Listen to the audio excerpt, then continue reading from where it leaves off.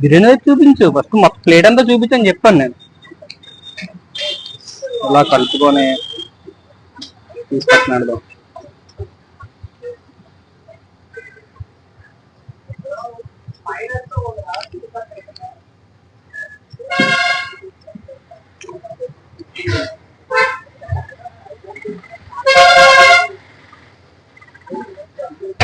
మసాలా ఎక్కువ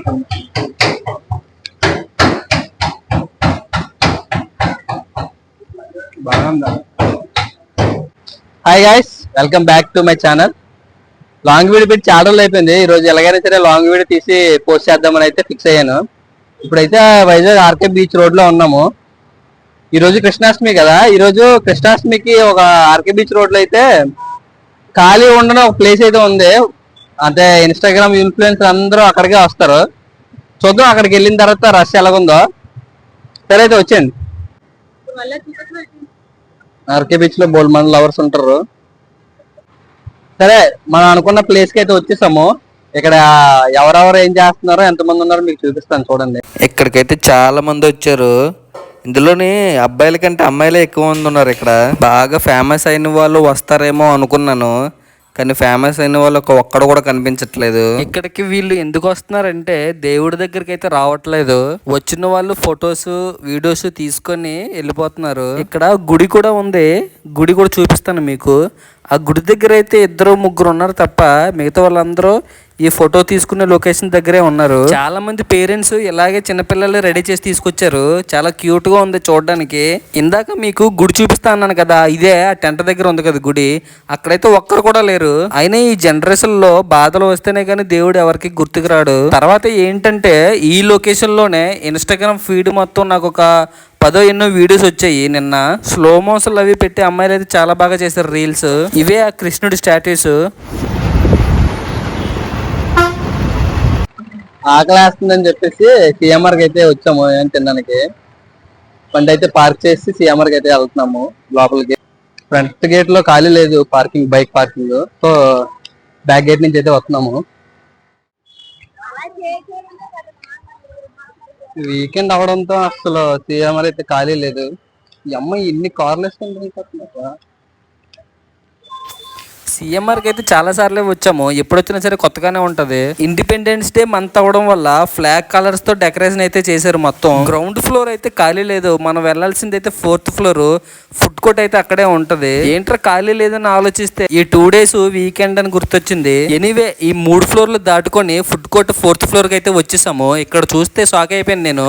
ఎవర్రా మీరంతా అని అయితే గట్టిగా అరవాలనిపించింది వీళ్ళందరిని చూసిన తర్వాత.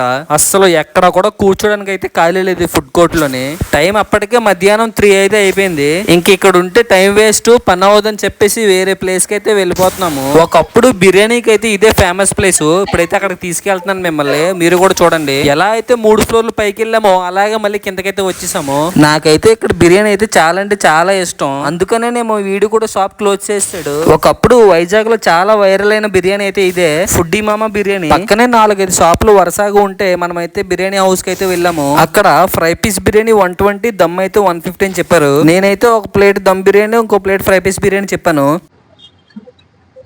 బిర్యానీ అయితే చూపించు ఫస్ట్, మొత్తం ప్లేట్ అంతా చూపించని చెప్పాను నేను.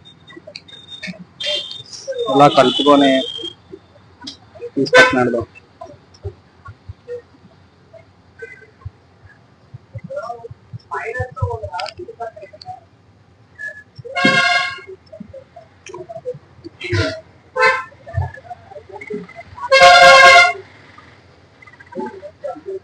మసాలా ఎక్కువ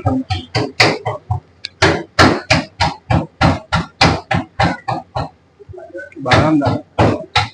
అంతా బాగానే ఉంది కానీ ఫ్రై పీస్ లో లాస్ట్ అయితే ఆయిల్ ఎక్కువ వేసాడు. బిర్యానీ క్వాంటిటీ కూడా ఎక్కువ ఇచ్చాడు. మేమైతే 2 ప్లేట్లు తినలేక పార్సల్ అయితే కట్టించేసాము. బిర్యానీ తిన్నాక కూల్ డ్రింక్స్ తాగకపోతే అంత సాటిస్ఫాక్షన్ గా అనిపించదు. సో కూల్ డ్రింక్స్ తాగేసి రూమ్ కు వస్తూ ఉంటే సుజాత నగర్ ఏరియాలో రోడ్డు పక్కన ఇలా కార్ ఆపి ట్రైపాడ్ అయితే అమ్మడం చూసాను.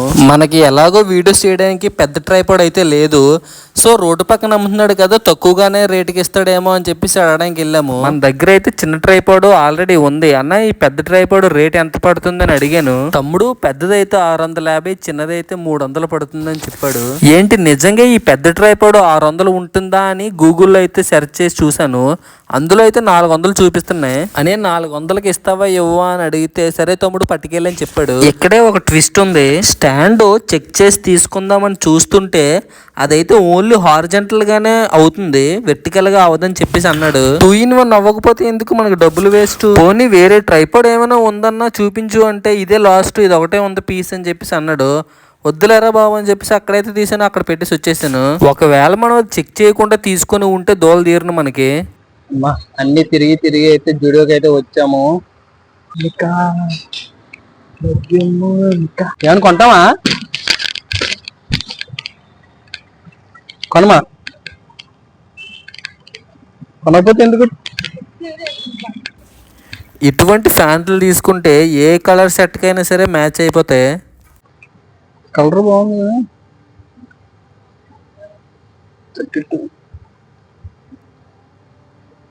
దీని మీద ఇంకో టీషర్ట్ కానీ ఏదైనా చూసి కొంచెం ట్రైల్ వేద్దాం. మనం మిడిల్ క్లాస్ కాబట్టి మనం ఏ షాపింగ్కి వెళ్ళినా సరే ఫస్ట్ ప్రైస్ ట్యాగ్ చూడాలి. ప్రైస్ ట్యాగ్ చూడకుంటే ఈ జన్మలో నేను బట్టలు కొంటానంటారా? క్వాలిటీ బాగుంటుంది.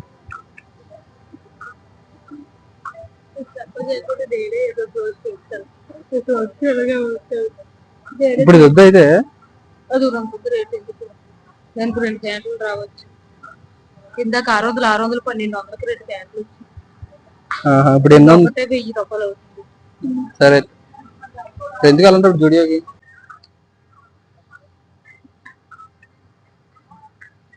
వేసుకుంటే సూపర్ ఉంటుంది. ఎంత ఉంది కాస్ట్? 400 జస్ట్. ఆ ప్యాంట్స్ కానీ బాగుంటుంది.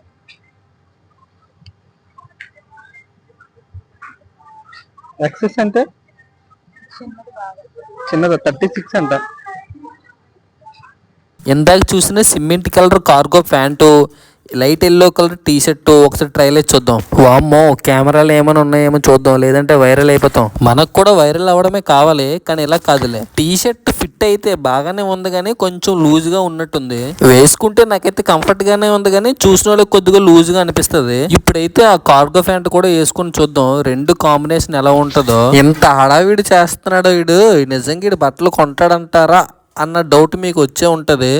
నేనైతే కొన్నాం. ఎప్పుడు పడితే అప్పుడు కొనడానికి మనం అంత రిచ్ కాదు. ఏదో పండగలకి, పెళ్లిళ్ళకి, పుట్టినరోజులకి మనం అయితే బట్టలు కొంటాం. Overall pant T shirt look అయితే ఇది నాకైతే బాగుందని అనిపించింది. ఈ రెండిట్ల కాంబినేషన్. ఈ బట్టలు బిల్లు వేయించాలా వద్దా అని పక్కనున్న యాంగర్ కి అయితే తగిలించి ఇంటికైతే వచ్చేసాను.